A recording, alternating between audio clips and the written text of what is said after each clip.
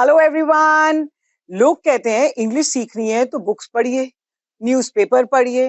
Had it been so easy, you tell me, everybody would have become a fluent, a confident speaker. But ऐसा नहीं होता। और अगर ऐसा नहीं होता तो आप जानते हैं इसके पीछे कारण क्या है? इसके पीछे का कारण ये है कि जब आपको खुद को कह दिया जाता है कि आप वर्ड्स पढ़िए, किताबें पढ़िए, तो आपका एंथुसियाज्म, वो आपकी वाइब्रेंस, उसकी आपकी जो एनर्जी है, वो कहीं बीच में ही मर जाती है। So because you don't relate to it. तो अगर सचमुच में कुछ भी सीखना है तो उसको जीना सीखिए, उसे रिलेट कीजिए।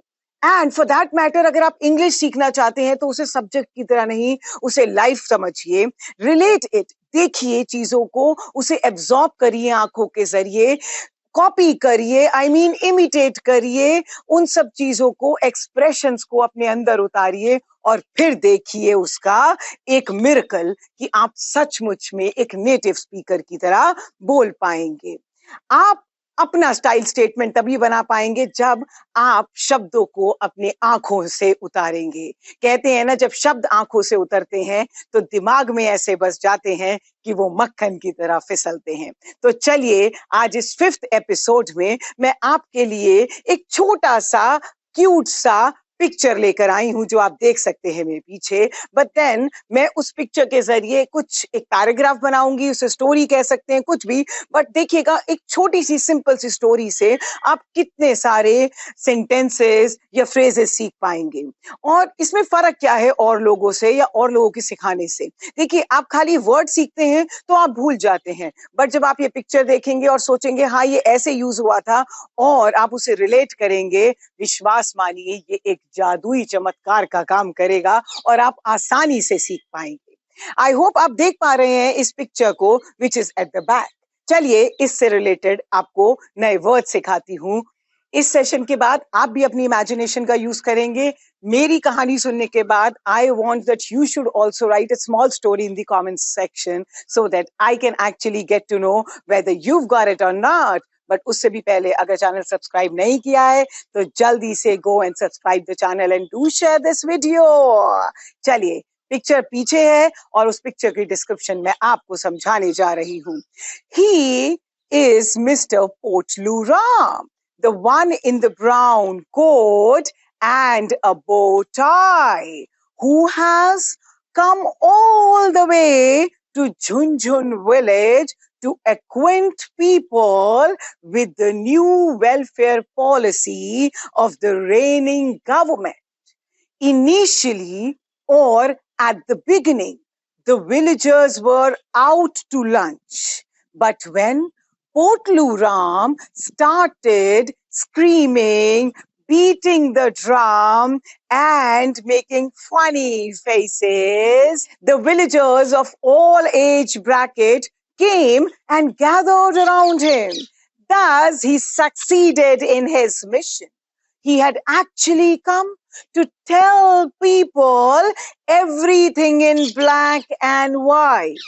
He told them not to panic, to be at ease, and the villagers, like an obedient child, were all ears.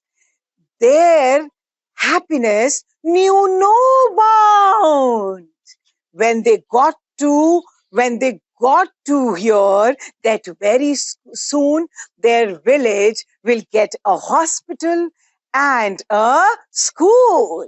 They thanked him from the bottom of their heart.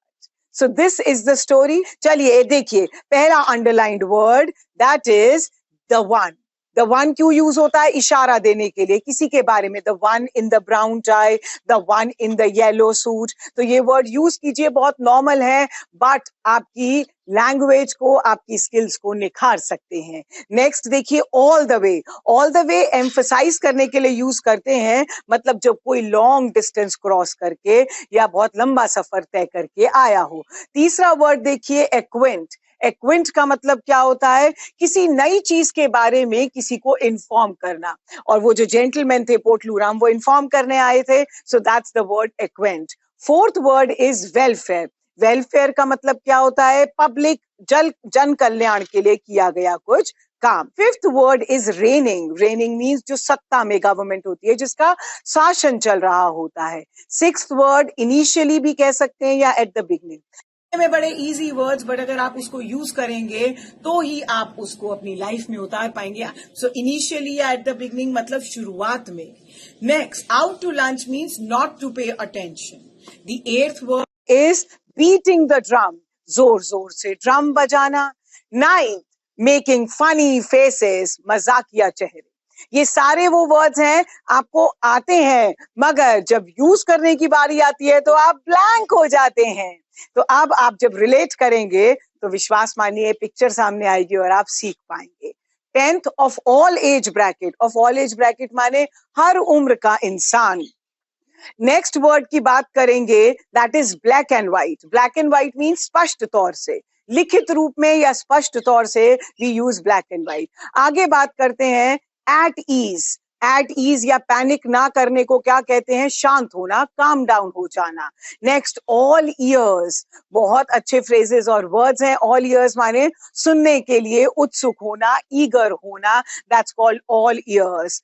Happiness knew no bound का मतलब क्या होता है? खुशी का कोई ठिकाना ही नहीं रहना.